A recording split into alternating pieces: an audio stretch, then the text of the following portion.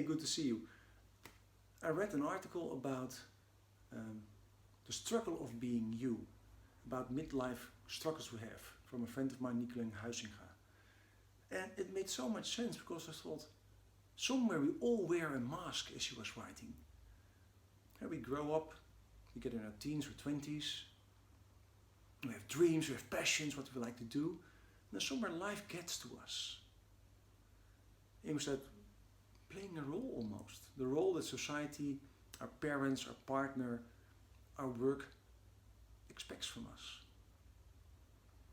And when we get in our 30s, then we maybe have a partner, our job is more secure, and we did our things, and almost those chains are getting more and more to us, and we're getting more and more that mask. We're not really ourselves anymore. In those moments, you can see it a lot of times when I look in my therapy room and people come in, they're in their 30s, they have something like, is this everything, Chris? I've got a house, I've got a wife, I've got a partner, I've got my money, and is this it? Is this all that life is?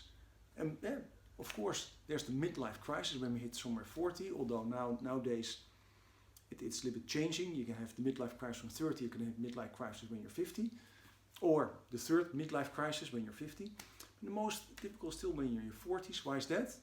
Research shows when we hit 40, somewhere we experienced everything in our life of emotion-wise. We had a partner, we had breakups, we had beautiful times, we had jobs, we changed jobs, we moved houses, we had holidays. We saw almost everything, what was possible for us. And somewhere then on 40, you have something like, is there something else?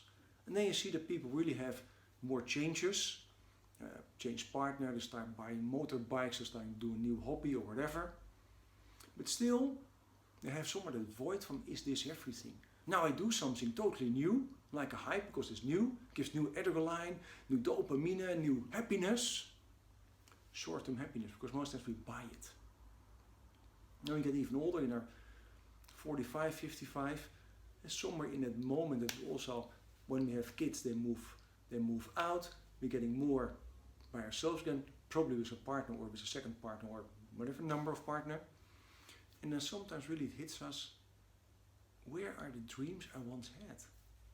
And when I look back on my life, I started with so beautiful dreams, traveling, change the world, or whatever. Simple dreams we had, just by I want to be happy with a partner, life, etc., etc. And we look back and we think, where did they go? And become aware we were wearing a mask for such a long time, not really following our heart, our gut, our real passion, our real dreams.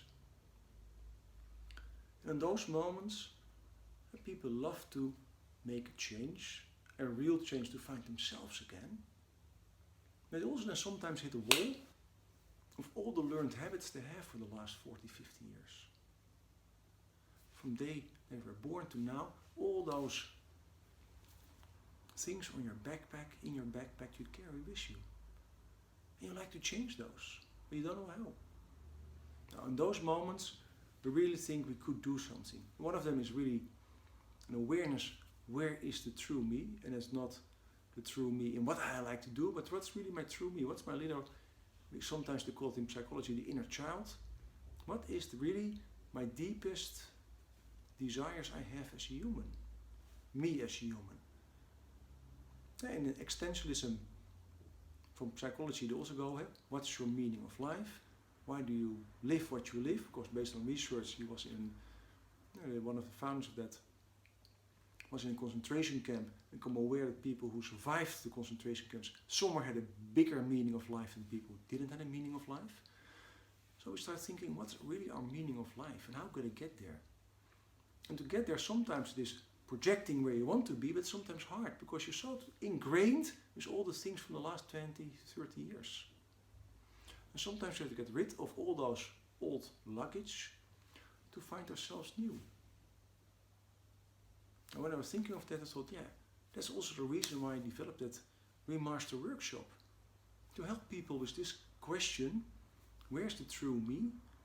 What do I really want to do in my life? What are my dreams? And how can I really fulfill those? How can I get rid of the things that was blocking me without throwing everything away, but really finding my true self again? and follow what I really want to do deep inside. Getting that inner child outside again. That will be a beautiful thing for me and to see happening with all those people.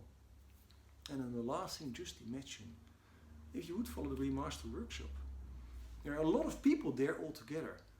And based on quantum physics, when we create energy all together with each other, you create a huge more energy of all the people. And sometimes it combines more, so it's easier to change. And as an example, say you're in a neighborhood of people who are happy, it's easier to become happy than sad.